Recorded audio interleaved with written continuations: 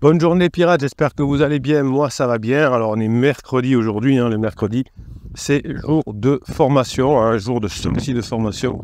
Donc vous allez vous régaler à fond la caisse dans cette nouvelle formation de la semaine. Si vous êtes dans un couple depuis 5, 10, 15, 20 ans, si tout d'un coup votre conjoint vous dit qu'il ne vous aime plus, si tout d'un coup votre conjoint vous dit qu'il a rencontré quelqu'un, c'est peut-être que vous êtes passé en phase 3 du couple, c'est pas grave. Il faut juste bien le gérer. Vous avez toutes les formations et coaching pour vous aider sur cette chaîne pour passer en phase 4, la phase de grande intimité.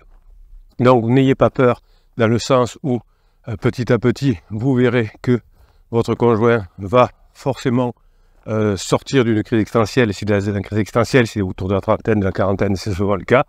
Mais si vous savez gérer la situation, si vous savez faire comme il faut, eh bien, il y a toutes les chances pour que vous puissiez revenir ensemble, évidemment, et de façon agréable. Aujourd'hui, je voudrais vous parler de la déconnexion émotionnelle.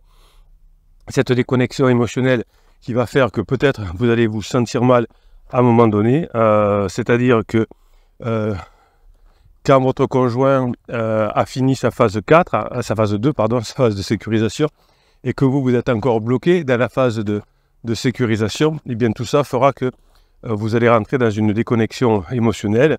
Évidemment, dans cette déconnexion émotionnelle, ça vous fait souffrir, ça vous fait faire des erreurs, ça vous fait faire des interdits, et ça vous fait prendre compte que votre relation évolue, que votre relation change, et que tout change dans la vie. Quand on a une flexibilité mentale, on va pouvoir petit à petit comprendre comment on récupère son conjoint. Donc vous allez prendre un moment ce matin pour réfléchir à l'état actuel de la relation. Alors je vous dis ce matin parce que j'ai enregistré une formation ce matin, mais ce sera peut-être l'après-midi pour vous.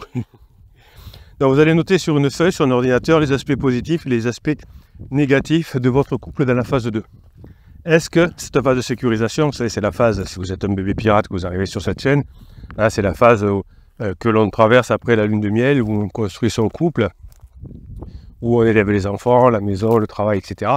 C'est pas fun, mais on est codépendants l'un de l'autre, donc on a besoin l'un de l'autre pour l'éducation, pour la maison, etc. Donc on fait comme de mauvaise fortune ou bon cœur, et parfois on devient même des colocs en disant j'ai fait la vaisselle, va accoucher les enfants. Enfin, vous voyez, donc on se partage les tâches comme si on était des colocs. Donc quels étaient les points forts et les points faibles de la relation en phase 2? Vous allez voir plein d'indices, et quels sont les points forts et les points faibles de la phase 4, la phase grande intimité. Si vous ne savez pas ce qu'est la phase 4, comment la vivre, c'est normal, vous avez une formation complète sur comment les règles de fonctionnement du couple, la phase 4, vous ne pouvez pas le savoir parce que vous n'avez pas d'expérience là-dedans. Alors je m'explique. Vous avez certainement grandi dans une famille, certainement une famille où vous aviez papa et maman. À l'époque, il y avait des exceptions, mais c'est souvent le cas. Et donc, vous avez vécu dans une famille avec ce qu'on appelle une phase 2, c'est-à-dire la phase de sécurisation. Vos parents, étaient là pour vous faire grandir, le métier, la maison, etc. Donc, vous avez une vision de la phase 2 du couple. Quand vous êtes parti de la maison, eh bien, vraisemblablement, il y a eu un choc, le stock mis vide, certainement qu'il y a eu une phase d'exploration pour savoir si on allait continuer ensemble, puisqu'il n'y avait plus besoin d'élever les enfants, la maison était payée, etc.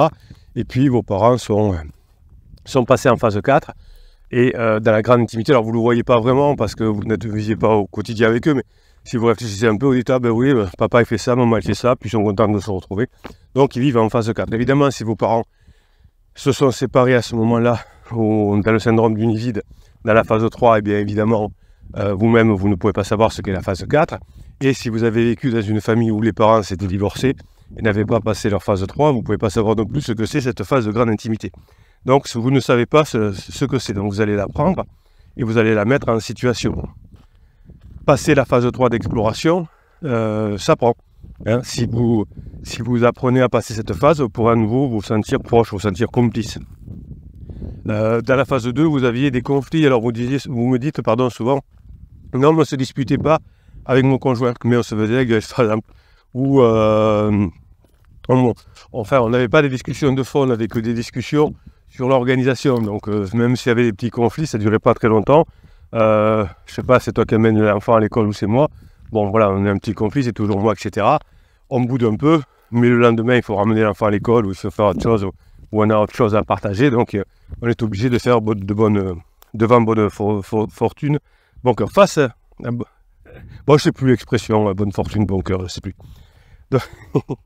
Donc finalement, vous allez partager maintenant cette vision du couple que vous avez. Alors vous la partagez avec votre pirate, soit sur Facebook, soit en commentaire des vidéos, pour vous conforter, pour dire en tout cas pour les plus avancés, ceux qui ont retrouvé leur conjoint et qui nous font la gentillesse de continuer à venir nous voir, eh bien ces personnes-là effectivement vous diront le bonheur que c'est d'être en phase 4.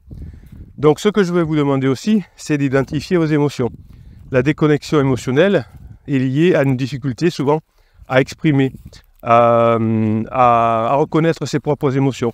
Parfois en coaching, c'est pour ça que je vous demande de m'expliquer votre histoire, parce que je sens les émotions bloquées. Des fois, vous dites « Oh Bruno, je vous ai fait un Word de 10 pages, comme ça, avant le coaching, vous saurez exactement ma situation. » Je ne le lis pas. Alors, c'est pas parce que je n'ai pas envie de le lire ou parce que je ne suis pas curieux, mais parce que j'ai besoin de découvrir des émotions qu'il y a cachées au moment.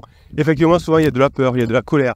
Et si vous faites comme la plupart des coachs, c'est-à-dire que si vous ne traitez que l'écrit, ça ne va pas fonctionner. Donc, vous savez que j'ai mis en place un coaching par écrit, mais je préfère, et de loin, que ce soit avec des personnes qui ont déjà fait un coaching comme ça. Je sais déjà ce que vous ressentez, etc. Bon, voilà. Après, il y a des personnes, j'ai mis ce coaching par écrit aussi, parce qu'il y a des personnes qui n'osent pas appeler le capitaine. Je suis trop impressionné, je ne sais pas. En tout cas, j'aime pas. Donc, il faut bien leur donner un outil. Ben, j'ai mes artifices, ne vous inquiétez pas, pour pouvoir quand même trouver les émotions cachées. Donc, quand vous allez avoir une déconnexion émotionnelle, vous allez avoir une problématique d'émotions à gérer également. Et si vous arrivez à les gérer, ce sera beaucoup plus facile. Donc, c'est souvent la gestion des émotions qui va faire que vous allez être dans une forme de rigidité, puisque les émotions vont vous amener dans quelque chose qui va vous faire des bêtises, surtout au début.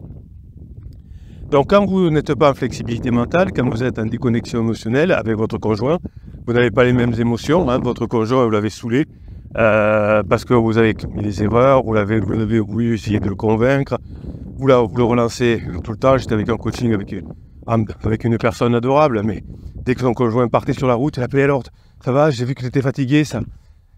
Donc il y a trop de pression, il y a trop de contrôle là-dessus. Donc il y a une déconnexion émotionnelle, quelqu'un veut quelque chose et l'autre veut autre chose.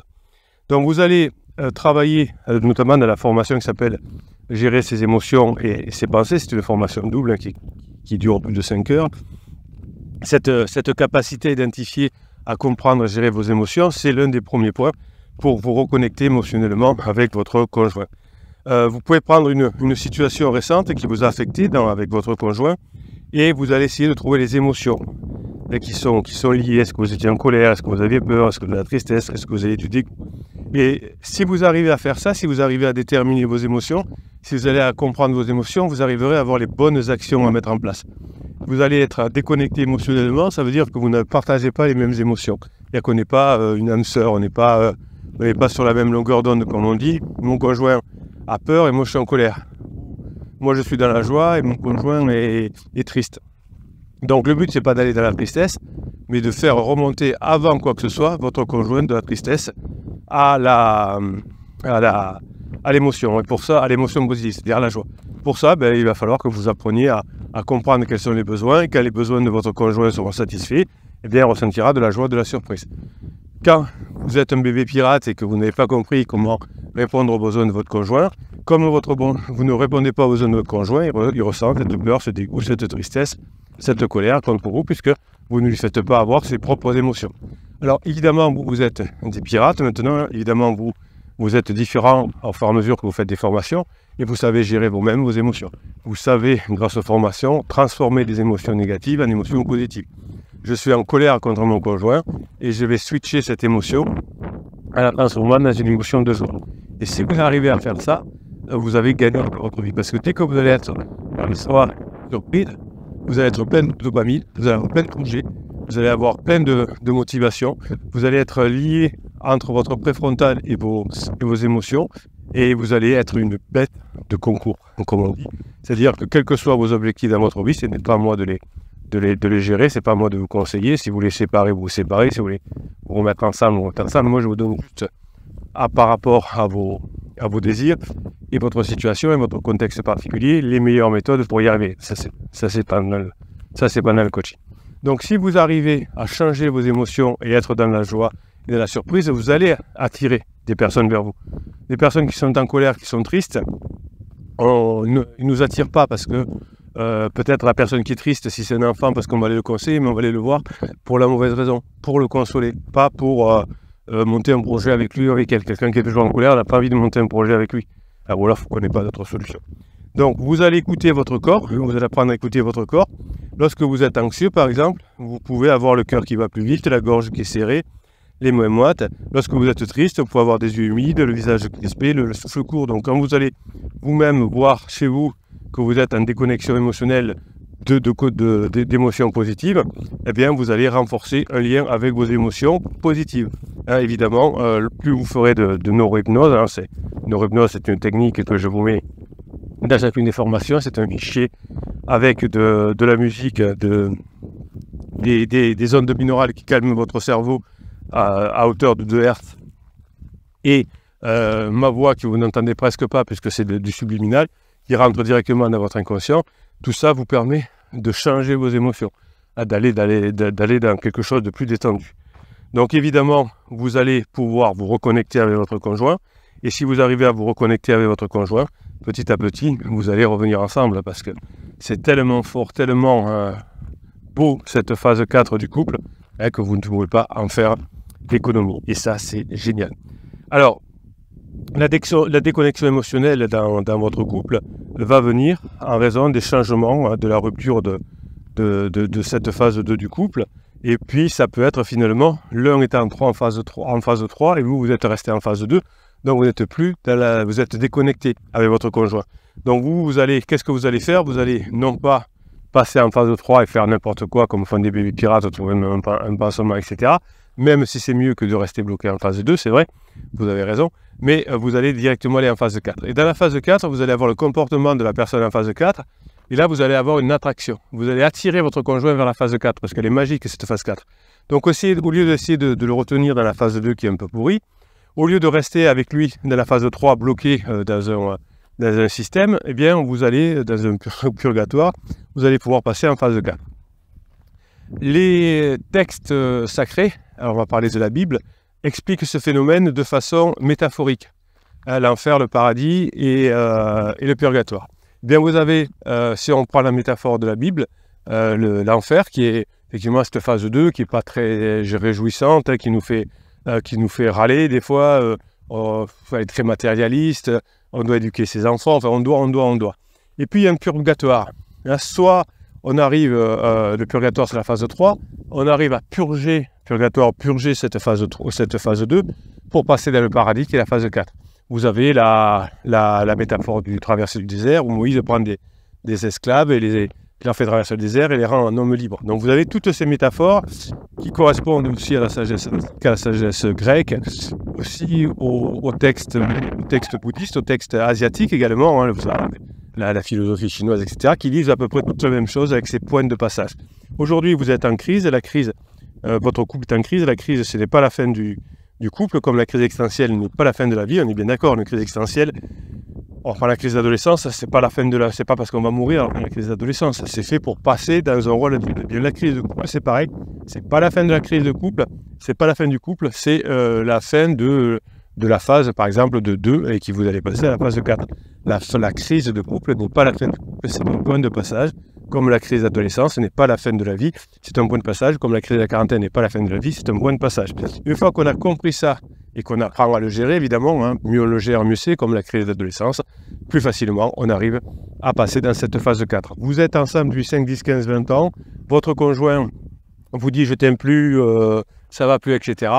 Vous êtes dans quelque chose de plutôt normal, ne vous laissez pas abattre, vous traversez peut-être le désert, vous avez des doutes, vous avez des sortes de formations indescriptibles de cette vidéo, de ce podcast.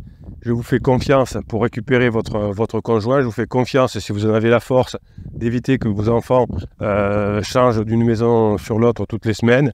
Évidemment, les enfants qui sont en situation de changer de maison cette semaine n'ont qu'un objectif, donc une envie, c'est que les parents reviennent ensemble.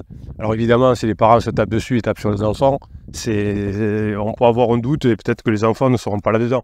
Mais si votre relation se passe bien avec votre conjoint, si les enfants voient que vous rigolez ensemble, etc., si les enfants voient que votre conjoint est pansement, ça se passe mal, évidemment qu'ils ont envie que vous reveniez ensemble, évidemment qu'ils vous seront reconnaissants d'avoir passé cette épreuve et d'avoir été assez fort, d'avoir été assez rigoureuse pour revenir ensemble. Je vous souhaite le mercredi que vous méritez, mes pirates adorés. Je vous kiffe et je vous kiffe grave.